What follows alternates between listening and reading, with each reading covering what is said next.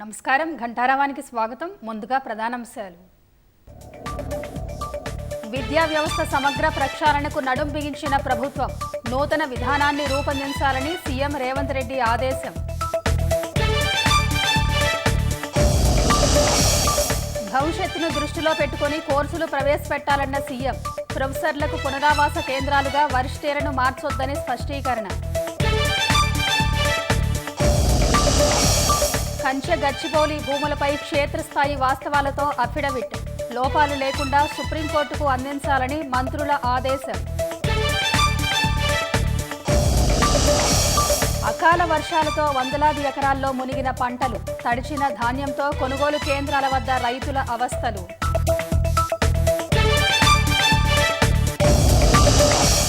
వరుసగా రెండో రోజు పతనమైన అమెరికా స్టాక్ మార్కెట్లు. 2200 పాయింట్లు పడిపోయిన డౌ జోన్స్, 10% క్షీణించిన S&P.